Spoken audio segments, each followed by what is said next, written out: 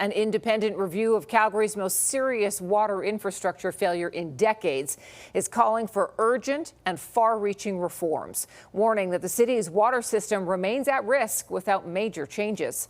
City council members are now reviewing the details over a special meeting, outlining how to make positive changes for the future. Mark Villani reports. It's a flood of new information and a damning reality following what's being called decades of government negligence. The current Bears Paw feeder main is in a state of disrepair. A new report from an independent review panel says these failures are a result of deferred maintenance and weak risk management. This single line carries up to 60% of Calgary's drinking water. It ruptured in the summer of 2024 and exploded again just 1 week ago. The report says inspections were repeatedly delayed and that an almost identical pipe that burst on McKnight Boulevard in 2004 was a warning sign that went ignored. To repeatedly do that, from one council to the next, to the next, to the next. That's what gets you into this deficit of investment. We're going to have to work together to be able to proactively maintain it.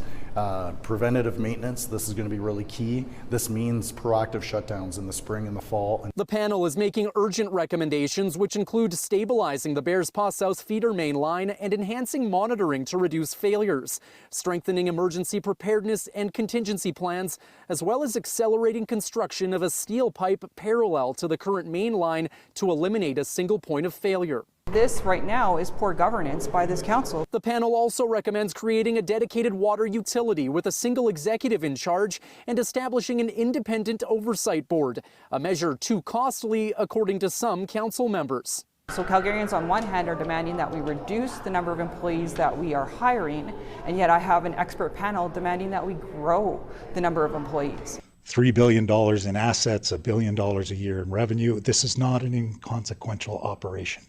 And so it needs to have a dedicated management team. And while the report doesn't lay blame to one specific government or individual, Calgary's mayor says accountability now falls on this council. Calgarians are expecting our council administration to solve this problem for good.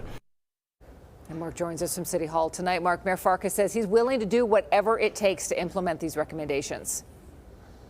Yeah, that's right, Sarah. And as these discussions evolve, that could include the possibility of dipping into the city's reserve funds. Mayor Farkas says that money is meant for a rainy day and that right now it's pouring. So he's willing to do whatever's needed for vital infrastructure changes. For now, council is just reviewing this report. They're asking questions of the report authors up until about 9 o'clock this evening.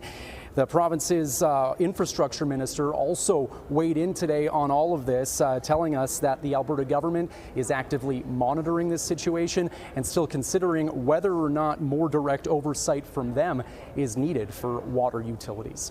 Tara. Okay, Mark, thank you for that.